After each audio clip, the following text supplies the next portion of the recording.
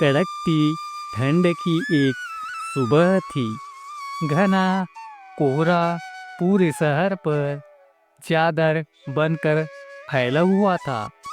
सड़कें सुनसान थी और लोग रजाइयों में दुबके हुए थे। ऐसे में भी शहर की एक पुरानी कॉलोनी के मोड़ पर एक आदमी अपनी ठेला सजाने में लगा था।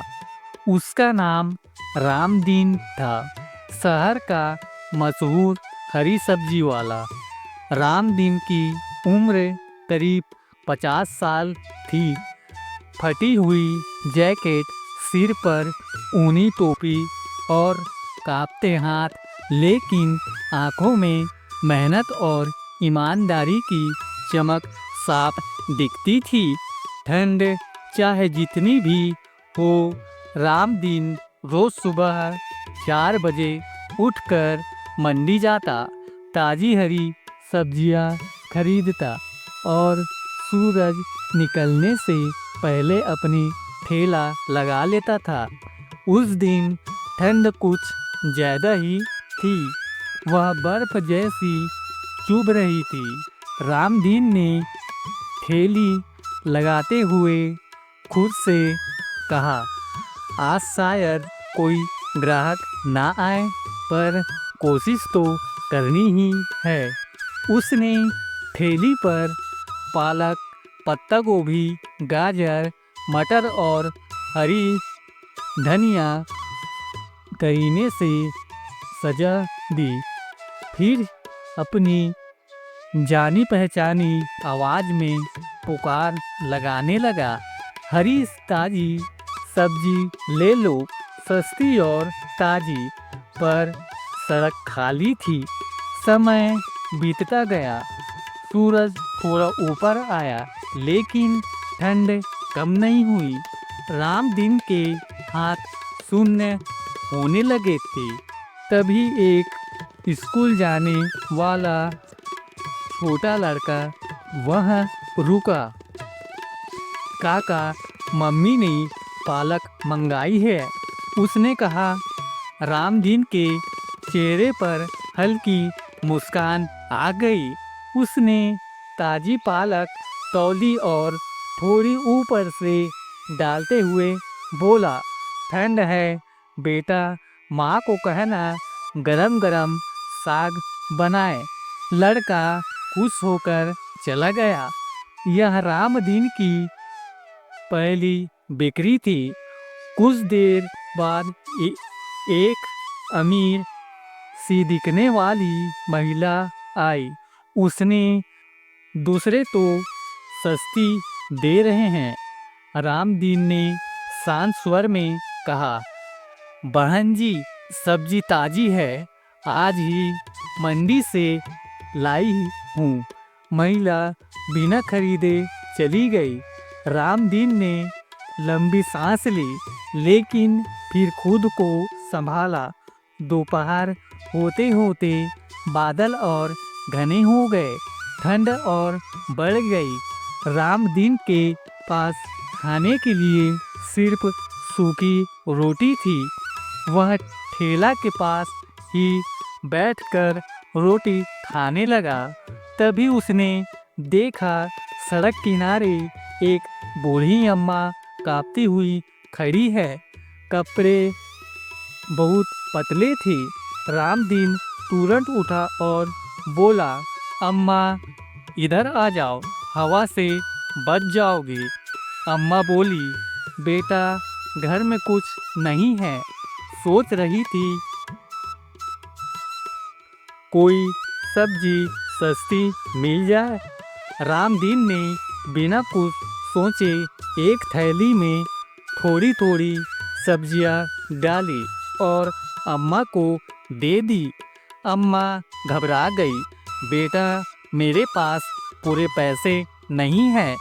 रामदीन मुस्कुराया, अम्मा आज मेरे मेहमान हो, दुआ दे देना बस। अम्मा की आंखों में आंसू आ गए। भगवान तेरा भला करे बेटा। शाम होने लगी। ठंड अपने चरम पर थी। रामदीन की ज़्यादातर सब्जियां बची थी।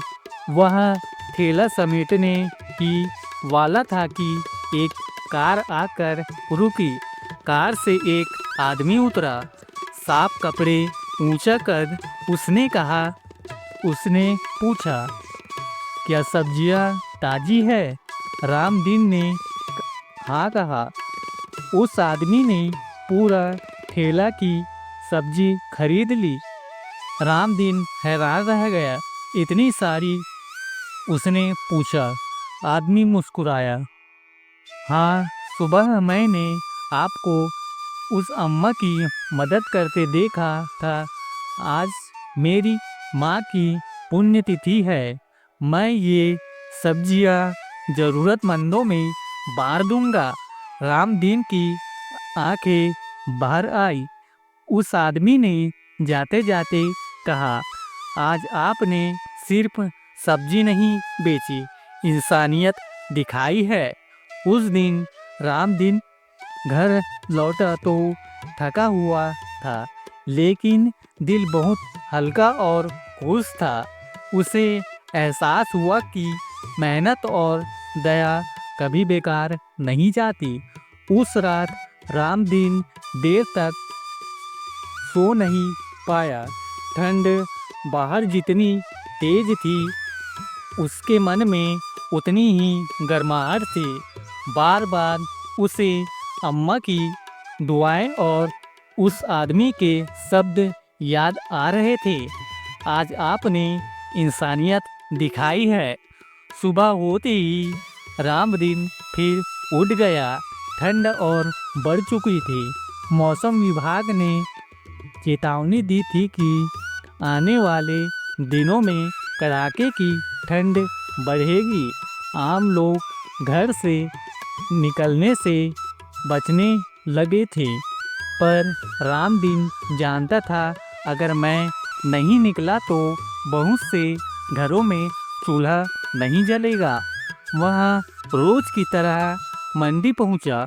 वहाँ आज माहौल कुछ अलग था। सब्जी वाले आग ताप रहे थे। कोई कंबल ओढ़े था, कोई चाय पी रहा था। एक सब्जी वाले ने कहा, रामदीन आज मत जा, ठंड बहुत है, ग्राहक नहीं आएंगे। रामदीन मुस्कुराया, भाई ठंड तो सबके लिए है, अगर हम नहीं गए तो लोग क्या कहेंगे? यह कहकर वह अपनी ठेला लेकर निकल पड़ा। बदलता हुआ मोहल्ला। जैसे जैसे दिन बीतने लगे, मोहल्ले के लोग रामदीन को पहले से ज़्यादा ध्यान से देखने लगे। कोई कहता, ये आदमी रोज़ ठंड में भी आता है, तो कोई बोलता, इसके यहाँ सब्जी ताज़ी भी होती है और नाप में बेईमानी भी नहीं। एक दिन मोहल्ले के बच्चों ने देखा कि रामदीन रोज बची हुई सब्जियां झुग्गी बस्ती में बांट देता है। बच्चों ने अपने माता पिता को बताया। धीरे धीरे लोग समझने लगे कि रामदीन सिर्फ सब्जी वाला नहीं है, बल्कि दिल का बहुत बड़ा इंसान है। एक नई मुसीबत। एक शाम रामदीन ठेला समेट रहा था कि अचानक तेज बुखार आ गया। ठंड से उसका शरीर कांपने लगा, लेकिन अगले दिन भी वह ठेला लेकर निकल पड़ा। उसकी हालत देखकर एक पड़ोसी बोला, रामदीन आज मत जा, बीमार हो। रामदीन ने धीमी आवाज में कहा, अगर मैं एक दिन नहीं गया तो उस दिन घर में चूल्हा नहीं जलेगा। लेकिन किस्मत को कुछ और मंजूर था। दोपहर तक उसकी हालत बिगड़ गई। वह सड़क किनारे बैठ गया। उसी वक्त वही स्कूल वाला लड़का वहाँ से गुजरा। उसने रामदीन को पहचान लिया और दौड़कर अपने घर गया। थोड़ी देर में मोहल्ले के कई लोग आ गए। किसी ने चाय दी, किसी ने दवा। एक अंकल बोले, आज से राम दिन आराम करेगा, सब्जी हम बांटेंगे। मोहल्ले की एकता। पहली बार ऐसा हुआ कि राम दिन की ठेला मोहल्ले वालों ने खुद लगाई। कोई आवाज लगा रहा था, कोई तौल रहा था। पूरा पैसा राम दिन को दे दिया गया। राम दिन की आंखों में आंसू बह निकले। मैंने तो कभी सोचा नहीं था कि लोग मेरे लिए ऐसा करेंगे। एक महिला बोली, आपने हमारे लिए किया है, अब हमारी बारी है, नई शुरुआत। कुछ दिनों बाद राम दिन ठीक हो गया। अब उसकी ठेला पहले से ज़्यादा चलने लगी। लोगों ने तय किया कि ठंड में हर रविवार ज़रूरतमंदों के लिए सब्जी और दाने भेंट किए। उसने कहा, राम दिन भैया, आप जैसे लोग ही समाज को जिंदा रखते हैं। राम दिन ने हाथ जोड़कर कहा, मैं तो बस मेहनत करता हूँ साहब, इंसानियत तो आप सबने दिखाई है। कहानी का अंत नहीं, सीख की शुरुआत। अब जब भी ठंड पड़ती, मोहल्ले में लोग कहते, चलो राम दिन की ठेला से सब्जी ले आते हैं। और राम दिन वह पहले की तरह पुकार लगाता था, हरी ताजी सब्जी ले लो। लेकिन अब उसकी आवाज़ में सिर्फ सब्जी बेचने की नहीं, उम्मीद और भरोसे की गूंज होती थी। अगर कहानी अच्छा लगा तो धन्यवाद।